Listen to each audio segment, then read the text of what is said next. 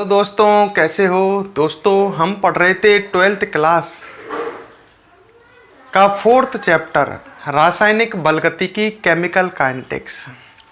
और दोस्तों हम इस चैप्टर के कंप्लीट थ्योरी पढ़ चुके थे। तो दोस्तों आज हम इस चैप्टर के बुक के क्वेश्चन करेंगे। दोस्तों बुक के क्वेश्चन स्टार्ट करने से पहले मैं आपको बता देता हूं कि बुक के क्वेश्चन करने से पहले आपकी जो थ्योरी आपको पढ़ाई गई है वो आपको कंप्लीट लर्न होनी चाहिए, वो आपको कंप्लीट क्लियर होनी चाहिए, तभी बुक के क्वेश्चन करने में आपको आनंद आएंगे। तो मेरी रिक्वेस्ट है आपसे कि आप पहले बुक की थ्योरी को, जो आपको थ्योरी पढ़ाई गई है इस चैप्टर से रिलेटेड, वो थ्योरी ढंग से कंप्लीट क्लियर होनी चाहिए। तो पहले आज हम बुक के क्वेश्चन स्टार्ट करते हैं इस चैप्टर के। बेटाओ मैं आपको पहले भी सूचित कर चुका हूं कि इस चैप्टर में से एग्जाम में न्यूमेरिकल वगैरह आते हैं, तो आप विशेष तौर पर न्यूमेरिकल पर फोकस करें, इन्हें ढंग से समझें ताकि ऐसे क्वेश्चन आए और आप पेपर में उन्हें आसानी से सही कर पाएं। तो क्वेश्चन स्टार्ट करने से पहले दोस्तों आज जो हम क्वेश्चन करने जा रहे हैं इस चैप्टर के, हम इस चैप्टर के जो सबसे मोस्ट क्वेश्चन हैं, वेरी इंपॉर्टेंट क्वेश्चन जो हैं, पहले वो क्वेश्चन देखते हैं। और ये सभी क्वेश्चन जो है जो मैं आपको कराने जा रहा हूँ, ये आपके नोट्स में रिटन होने चाहिए, लिखे होने चाहिए। ठीक है दोस्तों, तो मैं आपको क्वेश्चन समझाते जाता हूँ। पहले हम इस चैप्टर के वो क्वेश्चन कर रहे हैं जो बहुत इंपॉर्टेंट हैं, जो पेपर में आने की, जिनकी पूरी चांस रहते हैं, 100% जिनकी श्योरिटी रहती है कि वो पेपर में आएंगे। और जो मैं आपको क्वेश्चन कराने जा रहा हूँ, लगभग इनमें से ही 99% चांस रहते हैं कि क्वेश्चन पेपर में आए, और हर साल ऐसा ही होता आया है। तो जो अपन क्वेश्चन कर रहे हैं इन्हें ढंग से समझना ये आपको ज़रूरी है। और आप देखो स्टार्ट करते हैं। ठीक है, एक एक क्वेश्चन को समझना, पेपर में आए तो आप कर सको। बुक के क्वेश्चन ही है, क्वेश्चन मैं करा रहा हूँ। पहले मैं क्वेश्चन नंबर 1, पहले मैं जो क्वेश्चन करा रहा हूँ वो काफ़ी इंपॉर्टेंट क्वेश्चन है, मोस्ट इंपॉर्टेंट क्वेश्चन है। तो आज का जो टॉपिक है अपना, जो आज हम पढ़ने वाले हैं, ये काफ़ी महत्वपूर्ण वीडियो है आप सभी के लिए। वीडियो को आप कंप्लीट देखें। अगर वीडियो आपको पसंद आती है तो वीडियो को लाइक और कमेंट करें। क्वेश्चन नंबर 1, निम्न शून्य कोटि की अभिक्रिया का दर नियतांक। मैं लिख रहा हूं निम्न शून्य कोटि की अभिक्रिया। देख लो, समझ लेना, मेन चीज है समझना। निम्न शून्य कोटि की अभिक्रिया का दर नियतांक, दर नियतांक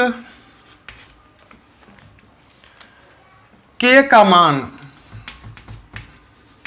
दर नियतांक के का मान 1.8, ये आपके बुक के क्वेश्चन है, इंटू 10 की power 3 mole litre inverse second inverse है। ठीक है, तो ये अभिक्रिया दे रखी है 2NH3, उत्प्रेरक है Pt या वोल्फ्राम टंगस्टन W, और प्रोडक्ट बन रहा है N2 और अमोनिया और हाइड्रोजन गैस 3H2। ये रिएक्शन दे रखी है आपको, और कह रहा है कि ये शून्य कोटि की अभिक्रिया है जिसका दर नियतांक आपको दे रखा है। आगे क्वेश्चन क्या कह रहा है, नंबर 1,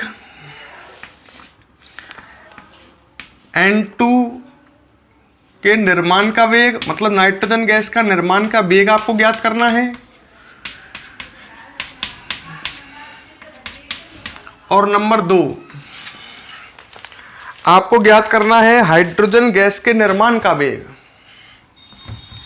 H2 गैस के निर्माण का वेग। ऐसा क्वेश्चन मैंने आपको करवाया है, फिर भी इसको दोबारा समझते हैं। Question mark. ठीक है, तो अब ये क्वेश्चन आपको दे दिया है पहले पूरा समझो, कुछ नहीं लिखना है आपको। क्वेश्चन में क्या दिया है, क्या पूछा है, इसको समझते हैं। हमें पहले क्वेश्चन करने से पहले मैंने आपको तरीका बताया है। पहले आपको जो दे रखा है उसको आप नोट किया करो। तो यहां से हमारा आंसर स्टार्ट होता है। मैंने कहा है कि जो आपको दिया है पहले वो नोट किया करो। क्या दिया है? शून्य कोटि की अभिक्रिया का आपको दर नियतांक दे रखा है, के का मान दे रखा है। दर नियतांक के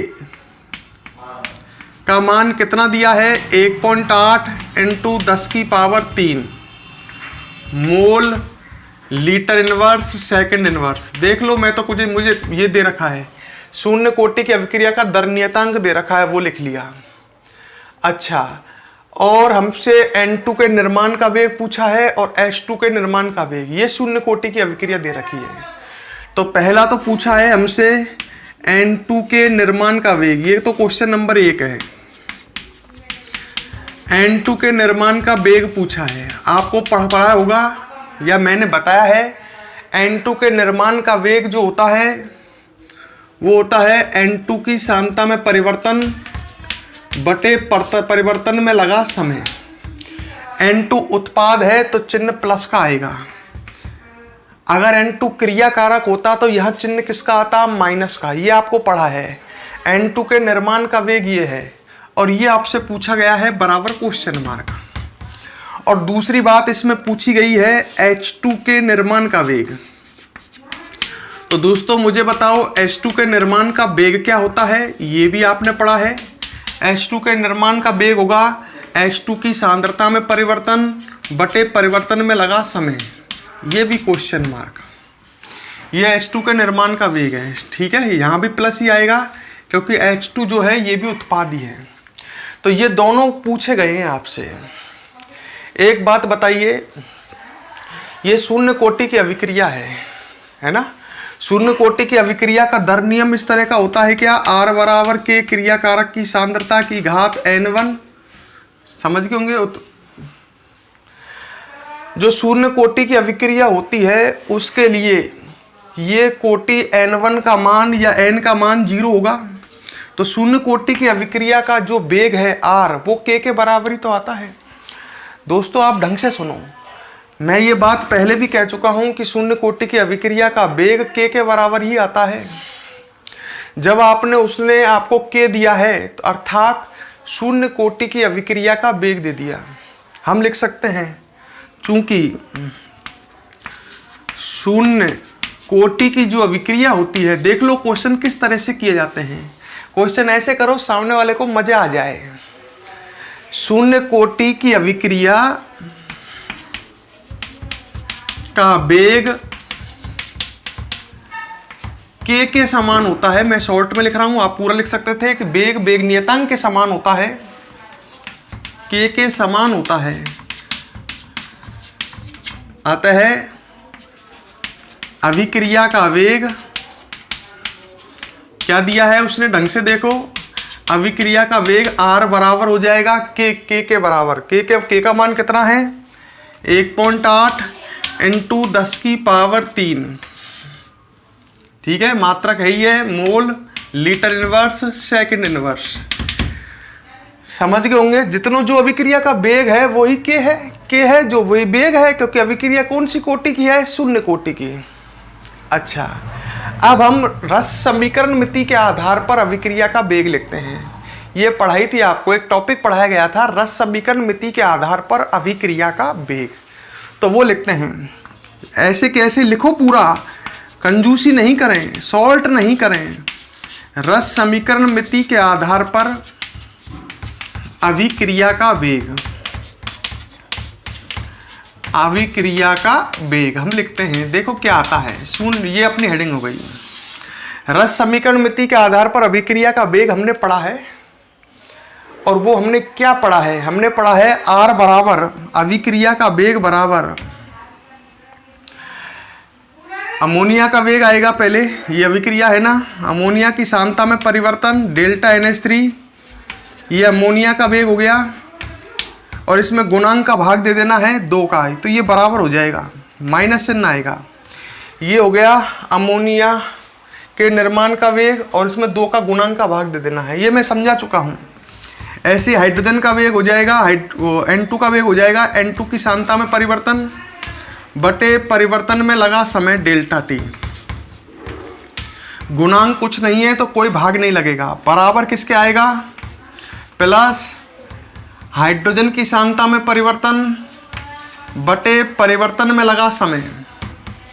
गुणांक कितना है 3, आपको पता ही है गुणांक को भाग में देने पर ये तीनों वेग बराबर हो जाएंगे। किस किस का, अमोनिया का वेग, नाइट्रोजन गैस का वेग और हाइड्रोजन गैस का वेग।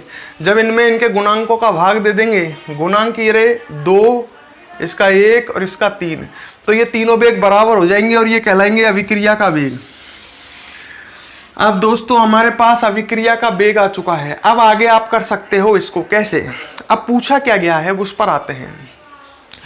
देखो आपके पास R का मान है, ठीक है, आपको पूछा गया है, ये पूछा गया है, एक तो आपको पूछा गया है N2 के निर्माण का वेग, ये रहा N2 के निर्माण का वेग, ये पूछा गया है। तो ये N2 के निर्माण का वेग तो अभिक्रिया के वेग के बराबर ही आएगा भाई, यही तो पूछा गया है N2 के निर्माण का वेग, और ये N2 के निर्माण का वेग ये अभिक्रिया के वेग के बराबर ही तो है। तो N2 के निर्माण का वेग आप निकाल लोगे। ऐसा क्वेश्चन आपको पहले बताया जा चुका है, जब ये रस समीकरण मिति के आधार पर अभिक्रिया का वेग पढ़ाया गया था आपको, तो आपको दोस्तों इस तरह के क्वेश्चन कराए गए थे। दूसरा पूछा क्या गया है हाइड्रोजन के निर्माण का वेग, मतलब ये पूछा गया है, 3 को हटा दो, हाइड्रोजन के निर्माण का वेग, तो ये हो जाएगा 3R, अभिक्रिया के वेग का 3 गुना। तो इस तरह से आप दोनों निकाल सकते हो। अब आगे ये आपको करना है, N2 के निर्माण का वेग निकालोगे तो वो तो अभिक्रिया के वेग के बराबर आ जाएगा जो पूछा गया है। तो आप नीचे लिख देना N2 के निर्माण का वेग बराबर R, और बराबर करके आंसर लिख देना, यही आ जाएगा आंसर। सही है। फिर हाइड्रोजन का वेग निकालना, हाइड्रोजन के निर्माण का वेग बराबर लिखना 3R, और फिर 3 गुना R का मान रख करके सॉल्व कर देना, आंसर आ जाएगा। तो यहां तक आपके समझ में आया क्या किया? तो एक बार तसल्ली से दोबारा समझो ऐसा हम क्यों कर रहे हैं। बेटा हमको पता है रस समीकरण मिति के आधार पर इस अभिक्रिया का वेग ये होगा, क्लियर। अच्छा, अगर हमको शॉर्ट में समझो, दिमाग लगाओ, रस समीकरण मिति के आधार पर अभिक्रिया का वेग ये होगा। अगर हमको इस अभिक्रिया का R पता लग जाए तो हम N2 के निर्माण का वेग ज्ञात कर सकते हैं, हम H2 के निर्माण का वेग ज्ञात कर सकते हैं। और R हमें दिया नहीं, पर उसने दिया क्या है K, पर शून्य कोटि की अभिक्रिया का K R के बराबर होता है। तो R का मान हमारे पास है, तो हम इससे आसानी से N2 और हाइड्रोजन के निर्माण का वेग निकाल सकते हैं। हम चाहते तो अमोनिया के विलुप्त होने का वेग भी निकाल लेते, वो आता 2R, जो पूछा नहीं है हमसे। तो क्वेश्चन बहुत इजीली हो जाएगा। तो किस तरह से करना है ये समझ गए होंगे। आगे इसमें लिख लेना N2 के निर्माण का वेग जो पूछा है बराबर R, और R करके मान लिख देना। ऐसे ही हाइड्रोजन के निर्माण का वेग बराबर 3R, 3 यहाँ गुना हो जाएगा ना R में, निकल जाएगा। तो समझ में आ गया होगा। अब हम आगे बढ़ते हैं, फटाफट इसको नोट करो यहाँ तक और आगे सॉल्व करो। फेयर कॉफी में करना है और आंसर मुझे कमेंट बॉक्स में सेंड करने हैं। क्वेश्चन नंबर 1 के इंपॉर्टेंट क्वेश्चन हैं, जितने भी मैं करा रहा हूँ इनके पेपर में आने के पूरे चांस रहते हैं। इनमें से कोई ना कोई तो पेपर में आएगा ही। नोट करो, वीडियो को पॉज करो।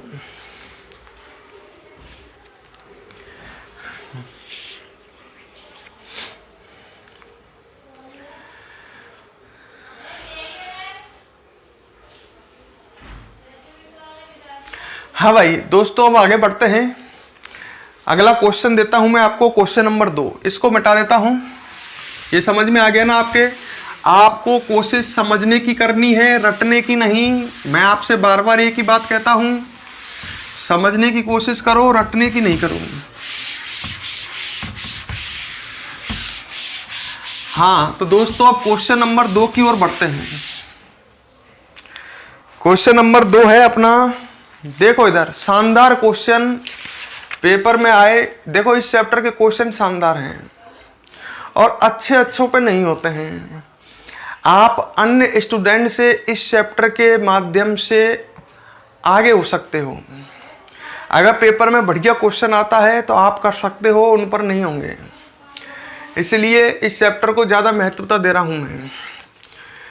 क्वेश्चन नंबर 2,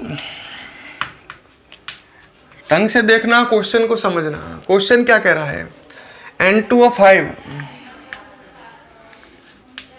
के स्थिर आयतन पर, बुक के क्वेश्चन है ये तुम्हारे, स्थिर आयतन पर तापीय अपघटन से निम्न आंकड़े प्राप्त हुए। तो यहां तक का क्वेश्चन ही हो गया। N2O5 है कोई, उसका स्थिर आयतन है, स्थिर मतलब फिक्स आयतन है, और आयतन पर उसका तापीय अपघटन कराया गया है, मतलब उसको गर्म किया गया है N2O5 को। तो हमें निम्न आंकड़े प्राप्त हुए। पहले मैं रिएक्शन लिख देता हूं जो उसने दे रखी है। ये अभिक्रिया चल रही है, ये N2O5 है, 2N2O5 ये गैस है। इसको जब गर्म किया गया तो उत्पाद मिले 2N2O4, ये भी गैस है, प्लस O2 ये भी गैस है। तो N2O5 का जब तापीय अपघटन किया गया तो ये दोनों प्राप्त मिले, एक तो N2O4 मिला और एक O2 मिला। और क्या दिया गया है, एक सारणी बनाई गई है, ढंग से देख लो क्वेश्चन को। सारणी में 2 कॉलम है, ठीक है भाई।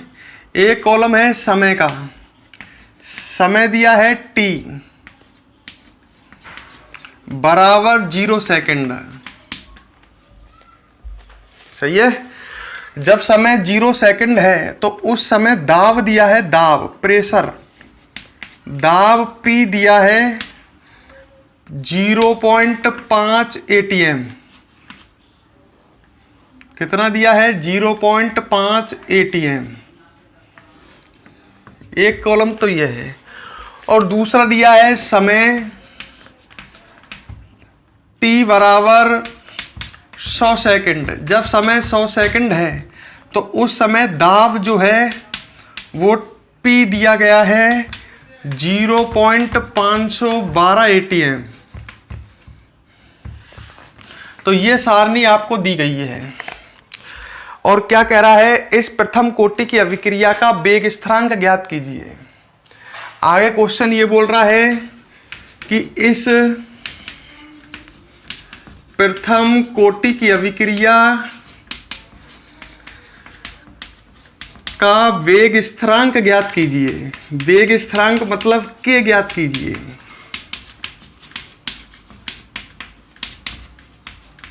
तो ये हमारे पास क्वेश्चन है, शानदार क्वेश्चन, इंपॉर्टेंट क्वेश्चन। क्वेश्चन क्या कह रहा है, पहले इसको समझते हैं। N2O5 गैस है, इसका स्थिर आयतन है, एक निश्चित आयतन है, इसको गर्म किया गया, इसका तापीय अपघटन किया गया, तो हमें ये 2 गैसें मिली, N2O4 और O2। आगे कह रहा है T बराबर 0 पर, जब समय स्टार्ट हुआ मतलब प्रारंभ में, T बराबर 0 सेकेंड पर मतलब प्रारंभ में जो दाब था वो 0.5 ATM था। जब समय 100 सेकेंड हुआ, यह अभिक्रिया किसी बर्तन में चल रही है, तो प्रारंभ में दाब तो 0.5 ATM था। जब समय 100 सेकेंड हुआ तो दाब बढ़ गया है, और दाब बढ़ करके 0.512 ATM हो चुका है।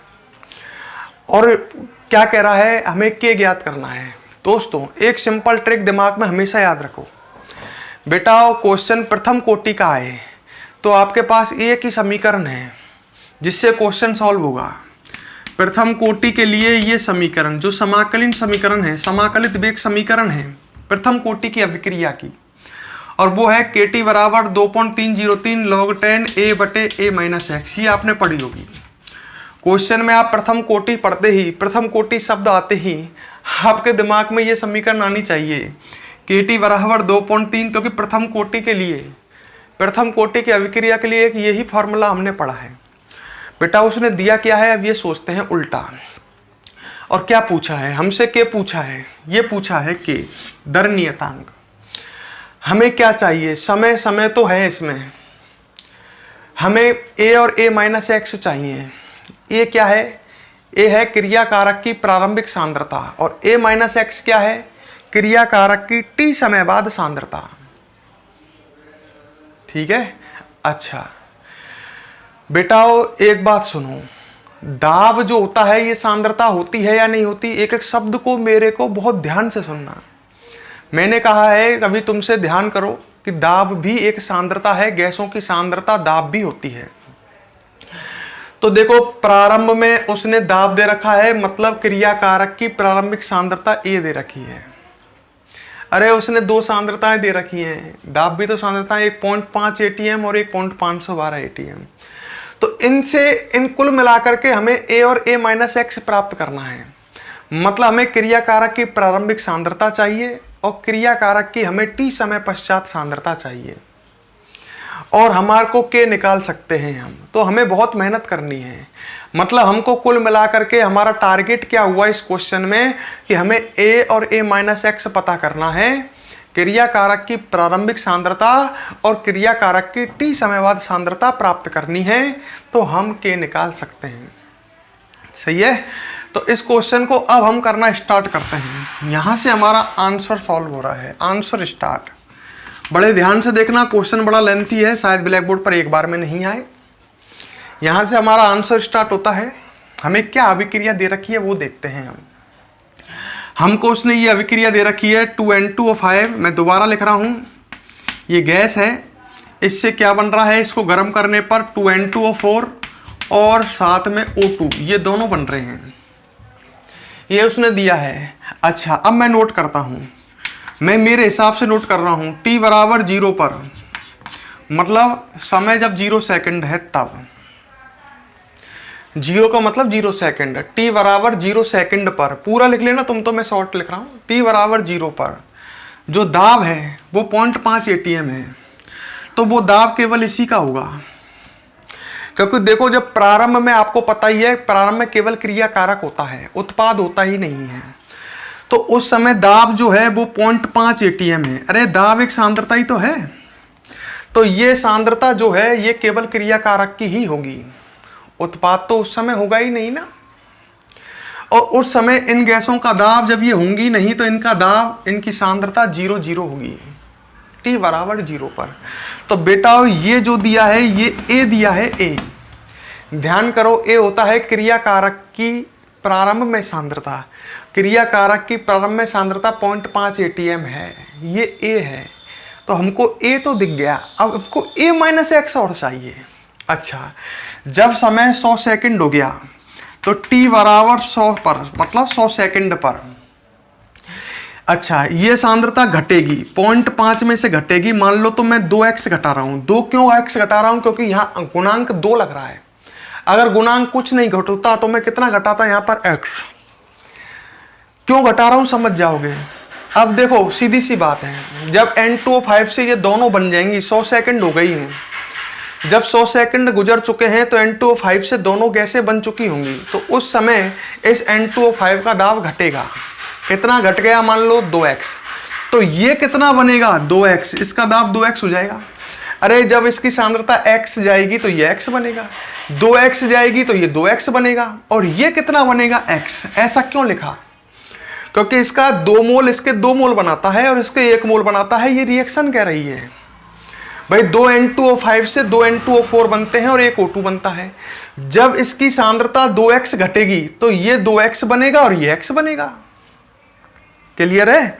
अच्छा तो ये अगर तुम पहचानने की कोशिश करो ढंग से बेटा हो, ये है क्रियाकारक की प्रारंभिक सांद्रता और ये क्रियाकारक की है 100 सेकंड पर सांद्रता, मतलब A माइनस एक्स है ये। फिर दोबारा सुन लो, ये क्रियाकारक की प्रारंभिक सांद्रता तो 0.5 है, t समय बाद मतलब 100 सेकंड बाद क्रियाकारक की कितनी सांद्रता शेष रह जाएगी? 0.5 माइनस 2x। अब इसमें एक समस्या आ रही है, हमको वहां मान रखने हैं, वो समीकरण थी जो समाकलित वेग समीकरण, उसमें a और a माइनस एक्स के मान रखने हैं। अब इसको x का मान हमें प्राप्त करना है ताकि हमें कुछ संख्या मिल सके। तो x का मान ज्ञात करने के लिए क्या करता हूं, मैं इनको जोड़ देता हूं। लड़का कह रहे हैं क्यों जोड़ रहे हैं? क्योंकि उसने दे रखा है कि जब 100 सेकंड हो चुके हैं तो उस समय दाब 0.512 ATM है। अगर मैं इन तीनों दाबों को जोड़ दूं, ये दाब ही तो हैं, अगर इन तीनों दाबों को जोड़ दूं तो इनका टोटल 0.512 ATM आना चाहिए कि नहीं आना चाहिए?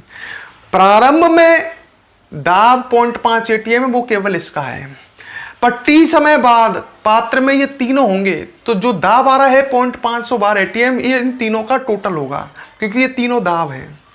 तो हम लिख सकते हैं, नीचे डायरेक्ट कर सकते हैं, 0.5 minus 2x plus 2x plus x बराबर 0.512। बोलो गलत तो नहीं लिखा?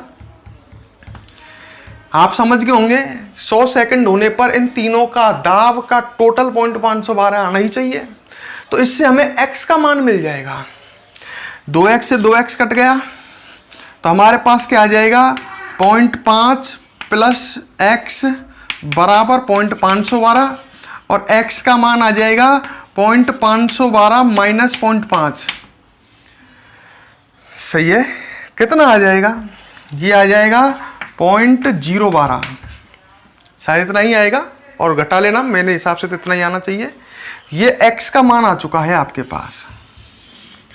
अब x का मान इसमें रख देते हैं। सही है। अच्छा, मैं लिख देता हूं अलग से, इधर कर रहा हूं आगे। t बराबर 100 पर, मतलब 100 सेकंड पर क्रियाकारक की सांद्रता,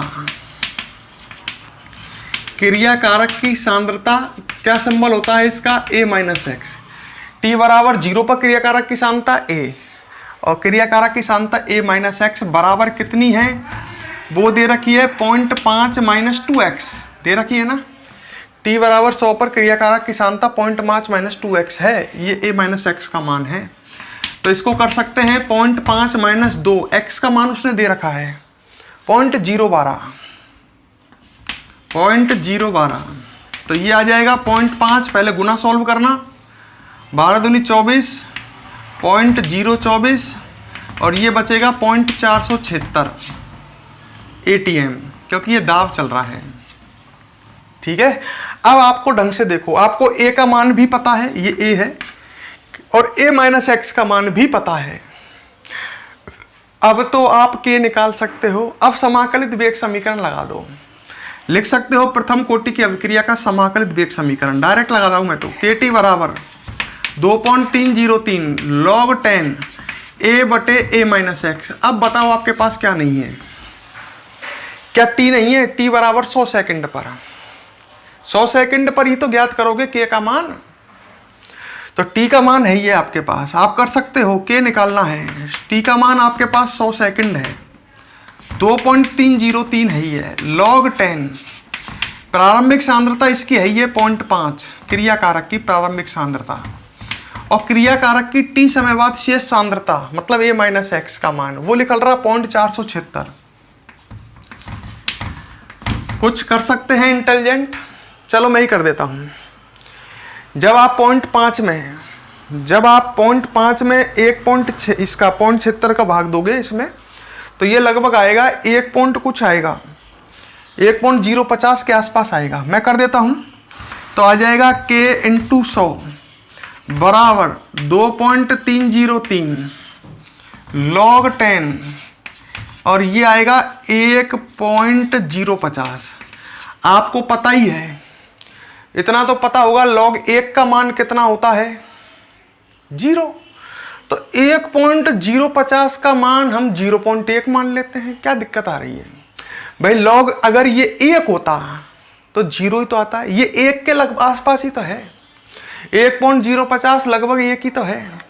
तो इसका मान 0 के आसपास ही आएगा, पर 0 से थोड़ा सा अधिक आएगा, तो 0.1 मान लेते हैं, क्योंकि ये मान 1 से थोड़ा सा अधिक है। तो हम इसके स्थान पर 0.1 लिख करके फिर कैलकुलेशन कर सकते हैं भाई, फिर k निकल ही आएगा अपने पास, और k का मात्रक सेकंड इनवर्स आएगा। क्यों? क्योंकि ये प्रथम कोटि की अभिक्रिया है भाई। देखो इसका ही तो मात्र, ये देखो ये 100 सेकंड है, इनका तो कोई मात्रक है ही नहीं, ये संख्या है, तो k का मात्रक सेकंड इनवर्स ही तो आएगा। तो जितना भी आए आपको सॉल्व करके मुझे निकाल करके बताना है k का मान कितना आएगा। मैंने इस तरह हेल्प कर दी, log 1.050 का मान आप कितना रख लोगे, 0.1, और सॉल्व करना है, कैलकुलेशन करनी है, आंसर जो आए मुझे कमेंट बॉक्स में डालना है। दोबारा समझ लो बेटाओ, क्वेश्चन इंपॉर्टेंट है और बढ़िया समझने लायक है। देखो ये रटने से आपकी पार नहीं पड़ेगी, ये आप दिमाग में बैठा लीजिए, आपको समझना ही पड़ेगा। एक शानदार बेहतरीन क्वालिटी का क्वेश्चन है, फिर समझ लो। देखो ये अपन को समीकरण दी गई है, t बराबर 0 पर सांद्रता दी है क्रियाकारक की, दी है क्या, कितनी सांद्रता दी है, दाब सांद्रता ही होती है 0.5, ये a है क्रियाकारक की प्रारंभिक सांद्रता। अब क्या हुआ है, मान लो इसमें से 2x दाब गया तो ये 2x बनेगा और ये x बनेगा। क्लियर? अच्छा, अब इन तीनों दाबों को जोड़ दूं तो 100 सेकंड पर कुल दाब दे रखा है, इससे हमें x निकल जाएगा। ये क्या है, ये क्रियाकारक की शेष सांद्रता है t समय बाद, 100 सेकंड बाद, मतलब ये a माइनस x है। ये x का मान निकाल लिया हमने, वो x का मान हमारे 0.0 पर आया, इसमें रख दिया हमने, जिससे हमारे पास a माइनस x आ गया। अब हमारे पास a भी है, a माइनस x भी है और t भी है, 100 सेकंड के निकल जाएगा। देख लो, बड़ा शानदार अच्छा क्वेश्चन है। ठीक है, पोज करके नोट करो, आंसर कमेंट बॉक्स में डालो।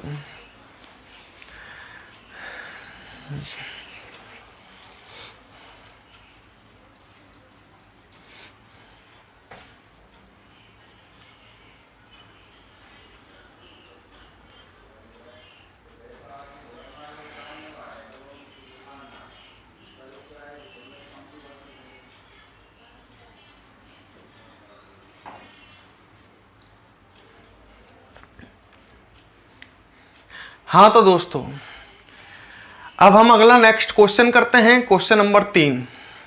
देखो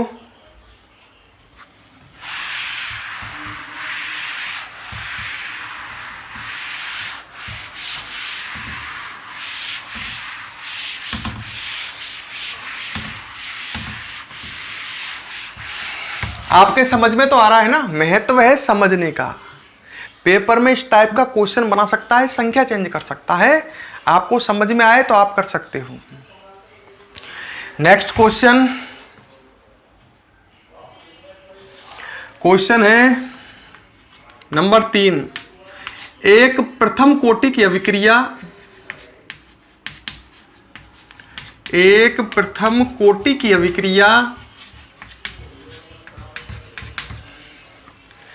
10 मिनट में 20% पूर्ण हो जाती है। 10 मिनट में कितने परसेंट पूर्ण हो जाती है? 20% पूर्ण हो जाती है, ये उसने जानकारी दी है। तो 25% पूर्ण होने में लगा समय ज्ञात कीजिए। तो 25% पूर्ण होने में लगा समय ज्ञात कीजिए। शानदार क्वेश्चन, ऐसा पेपर में आता रहता है। जो मैं क्वेश्चन करा रहा हूं वो सारे ही शानदार हैं, एक से बढ़कर के एक हैं, पेपर में इनमें से ही आते हैं। ये छाटे हुए क्वेश्चन हैं। 25% पूर्ण होने में लगा समय ज्ञात कीजिए।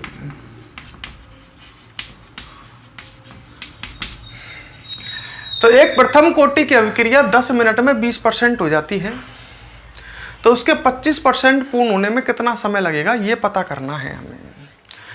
देखो ये क्वेश्चन ऐसे हैं कि इस क्वेश्चन को सुनते ही हमारा दिमाग काम करता नहीं है कि यार ये कैसा होगा, पर जब हम समझने की कोशिश करते हैं और इसको समझते हैं तो हमें पता लग जाता है कि यार ये तो इजी था। तो मेरी कोशिश आपके दिमाग को चलाने की है कि क्वेश्चन को देखते ही हमारे को ये समझ में आए कि करना क्या है। आप अगर ऐसे क्वेश्चनों को एक बार कर लेते हो, इन्हें ढंग से समझ लेते हो, तो आगे भविष्य में कभी भी इस प्रकार का क्वेश्चन आता है तो आप उसको इजीली सॉल्व कर सकते हैं।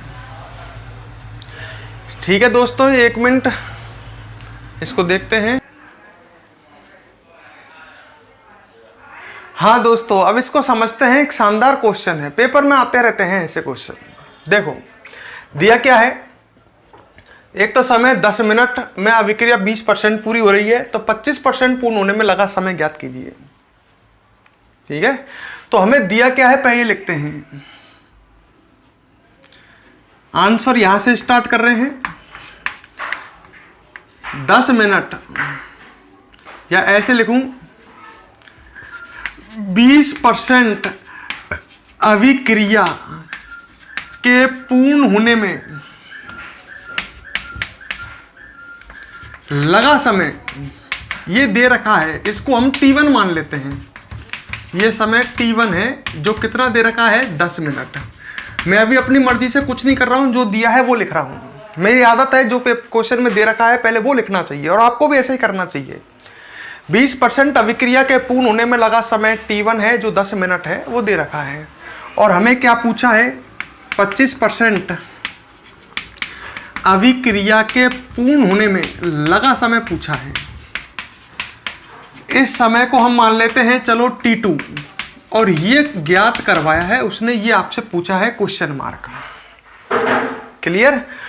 तो एक बात बताओ, मान लेते हैं प्रथम कोटि के लिए आपको ये तो पता ही है, फॉर्मूला वही लगना है, एक ही फॉर्मूला है अपने पास, KT बराबर, क्वेश्चन में प्रथम कोटि पढ़ते ही दिमाग में यही चलना चाहिए, KT बराबर 2.303 log 10 A बटे A माइनस एक्स। अच्छा, हम मानते हैं, माना, फिर समझ में आएगा, एक बार ढंग से सुनो। माना क्रिया कारक की प्रारंभिक सांद्रता, ठीक है, इधर करता हूं जिससे मुझे जगह मिल जाए पूरा क्वेश्चन करने के लिए। माना क्रिया कारक जो है इसकी प्रारंभिक सांद्रता, मतलब T बराबर 0 पर प्रारंभिक सांद्रता वो है A ही होती है ना, वो माना हमने 100 मान ली, ठीक है। अच्छा, 20% ये लिखा है, यहां से लिखा, अभिक्रिया के पूर्ण होने पर शेष सांद्रता मतलब A माइनस एक्स। प्रारंभिक सांद्रता A हो गई, और क्रिया कारक की शेष सांद्रता, जब क्रिया 20% हो जाएगी तो शेष सांद्रता कितनी बचेगी बताओ? 80 नहीं बचेगी क्या? सोच लो, क्रिया कारक की प्रारंभिक सांद्रता हमने 100 मानी है, जब अभिक्रिया 20% हो जाएगी तो 20% जब अभिक्रिया हो गई तो क्रिया कारक की सांद्रता 80 तो शेष रहेगी, 20 तो खर्च हो जाएगी ना। क्रिया कारक की सांद्रता घटती है ना, प्रारंभ में 100 है, जब क्रिया 20% हो गई तो क्रिया कारक की सांद्रता 20 खर्च हो गई, 80 रह गई। अब आपके पास A है, A माइनस एक्स है, ठीक है। आपके पास T भी है, T कहाँ है? T है तो सही 10 मिनट, मैं तो इसी लाइन पर चल रहा हूं, नीचे तो आया ही नहीं। तो यहां से आप K निकाल सकते हो, लिख सकते हो, आता है फॉर्मूला लगाओगे T1, क्योंकि नीचे नहीं आए, अभी अपन ऊपर ही चल रहे हैं। KT बराबर 2.303 log 10 A बटे A माइनस एक्स। अब बताओ, A है, A माइनस एक्स है, और T है 10 मिनट है। यहां से आप चाहो तो K निकाल सकते हो, तो मैं सबके मान रख रहा हूं, K इंटू 10 मिनट बराबर, मिनट में चलने दो कोई दिक्कत नहीं है, क्योंकि जो T2 है वो भी मिनट में ही आ जाएगा। फिर 2.303 log 10 प्रारंभिक सांद्रता 100 बटे 80 A माइनस एक्स। इसको सॉल्व करके पटक लेते हैं, और नहीं करो तो आगे सॉल्व कर लेना। कर देते हैं, पीछे के लिए क्या रखते हैं, K इंटू 10 बराबर 2.303 log 10 100 बटे 80 कितना बचेगा? 10 बटे 4, 10 बटे 8, 0 से 0 कट गया। इसको चाहे तो आप खोल सकते हैं log 10 बटे 8 को, इसको आप ऐसे भी काट सकते हो 5 बटे 4, पर 10 बटे 8 रहने दो। ये हो गया log m बटे n, इसको खोल सकते हैं आप किसमें? log m minus log n। बेटा मैं क्या करने वाला हूं, आप अब लड़के सोच रहे कर क्या रहे हैं? बेटा मैं K का मान निकाल लूंगा, फिर इस K का मान को मैं दूसरी समीकरण बनाऊंगा ऐसी की ऐसी, जहां मुझे T2 अज्ञात होगा वहां K का मान धर करके मैं T2 ज्ञात कर लूंगा। सोचो, अभी मत सोचो, चलो अभी करते जाओ, लास्ट में समझ में आएगा किया क्या है और क्यों किया है। ये अपन ने कर लिया, अब इसको आगे सॉल्व कर लेते हैं। K इंटू 10 बराबर 2.303, ये खुल जाएगा log m बटे n, किस में खुलेगा? log m minus log n। खुल गया। अच्छा, log 10 का मान 1 होता है, ये पता होने चाहिए आपको। और log 8 को आप कर सकते हो, मैं इधर सॉल्व कर देता हूं, पर डायरेक्ट लिखूंगा मैं। log 8 का मान क्या आता है? log 8 को हम लिख सकते हैं log 2 की पावर 3 m की पावर n। ये खुल जाएगा 3 log 2 में। नहीं खुल जाएगा क्या? वह 2 की पावर 3, 8 को ऐसे लिख सकते हैं ना, log m की पावर n किस में खुलता है? n log m में। log 2 का मान रख दोगे 0.3010, ये याद ही होने चाहिए। 2 3 के मान तो याद ही होने चाहिए। log 1 का मान 0, 2 का मान 0.3010, 3 का मान 0.4770, 5 का मान 0.6990, तो यह आ जाएगा 0.9030। मैं डायरेक्ट रखूंगा, 3 का गुना करोगे इसमें तो 0.9030 आ जाएगा। तो k बराबर 10, k इंटू 10 बराबर 2.303 गुना 0.9030। गुना में गलत कर दिया। log 10 का मान 1 में से कितना गया? 0.9030। ठीक है, कितना आएगा? और कर देते हैं, k इंटू 10 बराबर 2.303 गुना में 1 में से 0.9030 गया। कितना बचेगा? मैं फटाफट करता हूं, ये बचेगा, फटाफट कर लो इधर यार। 1 में से 0.9030 गया, 0.970 बचेगा, 0.0970। इतना ही बचना चाहिए, है ना?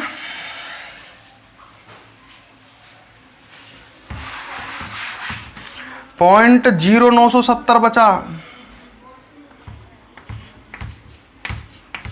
यहां छोड़ रहा हूं इसे। दिख रहा है? नहीं दिख रहा? नहीं दिख रहा, थोड़ा नीचे कर देता हूं। 0.0970 बचा। इसको समीकरण 1 मान के छोड़ देता हूं। कैलकुलेशन तो हार्ड होगी, डरने की जरूरत नहीं है। यहां तक हमने कर लिया है। अच्छा, अब मैं बिल्कुल ऐसे कैसे करता हूं। ठीक है, 25% पूर्ण होने पर बताओ मुझे, जब अब नीचे की लाइन पे आ गया मैं, 25% पूर्ण होने पर शेष सांद्रता, ये क्रियाकारक की बात चल रही है, क्रियाकारक की शेष सांद्रता मतलब a माइनस एक्स बराबर कितना आएगा? ये 75 आएगा। भाई प्रारंभिक सांद्रता 100 मानिए, अगर अभिक्रिया 20% होती है पूर्ण तो शेष सांद्रता 80, अगर 25% पूर्ण होती है तो अभिक्रियाकारक की शेष सांद्रता 75। अब आपके पास फिर a है, a माइनस एक्स है। यही समीकरण आप दोबारा लगा सकते हो और आप T2 ज्ञात कर सकते हो। k का मान आपके पास है ही है, सही है? k का मान है ही है ना आपके पास। अरे 10 का भाग लग जाएगा, k का मान है। बुद्धि से कर लो, सोच लो, समझ लो। अब आप समीकरण लगाओ दोबारा। k T2 है आपके समय 2.303 log 10। प्रारंभ में सांद्रता कितनी है? प्रारंभ में सांद्रता कितनी मानी है? 100। और T2 समय पर क्रियाकारक की शेष सांद्रता कितनी है? 75। अब दोस्तों एक बात बताओ, आपको T2 ज्ञात करना है, k का मान आपके पास है ही है। पहले इसको सॉल्व कर लेते हैं। 25 से काट देता हूं, 25 3 75 और 25 चौके 100। क्या आएगा? k T2 बराबर 2.303 log 10, 25 चौके 100 और 25 3 75। k T2 बराबर 2.303, ये खुल जाएगा। log m बटे n है, m बटे n वही खुलेगा log m minus log n में। ये खुल जाएगा log 4 माइनस log 3 में। log 4 का मान 2 की पावर 2, 4 को लिख सकते हो 60-20 आएगा, 0.60-20। और log 3 का मान आपको पता ही है, नहीं पता तो मैं लिख रहा हूं, आप याद कर लेना इनको। 2.303 log 4 का मान 0.60-20 और माइनस log 3 का मान है 0.4770। अब आप एक बात बताइए, T2 निकालने के लिए K का भाग दे देना। तो यहां T2 का मान आ जाएगा 2.303 गुना, इसमें से घटाओ 0.720 में से 0.4770 क्या आता है, घटाइए। 0.6020 में से 0.4770 गया, 0.1250 आएगा।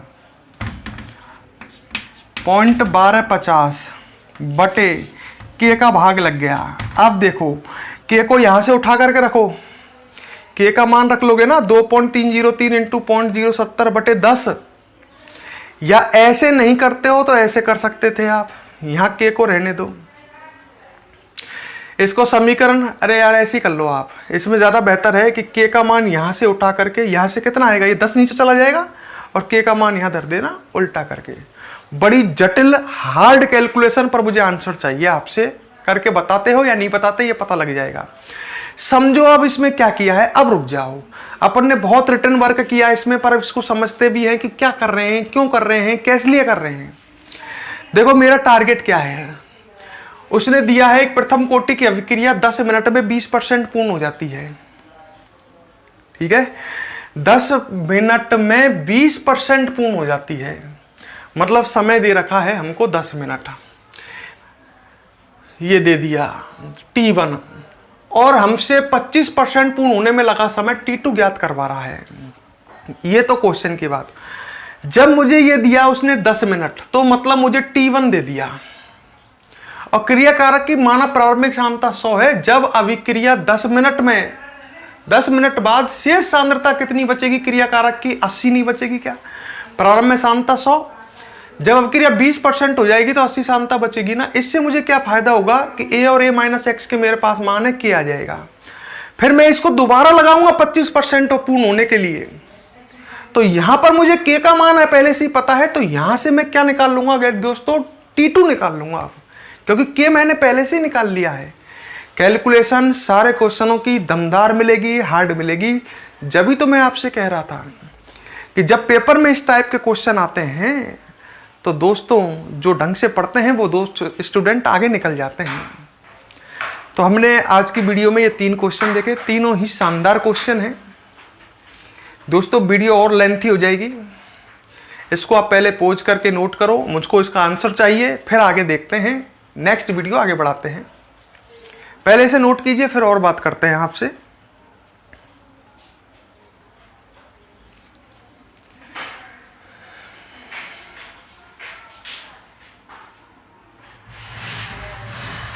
पॉज करके नोट किया करो। अब दोस्तों आगे बढ़ते हैं। अब मैं नेक्स्ट वीडियो में इसको आगे बढ़ाऊंगा। यहां तक क्लियर, कोई समझने में समस्या? ठीक है, तो नेक्स्ट वीडियो में आपसे मिलते हैं। Best of luck. क्वेश्चनों को बहुत ढंग से पढ़ो, वीडियो पसंद आए लाइक करो। ठीक है दोस्तों, नेक्स्ट वीडियो में आपसे मिलते हैं।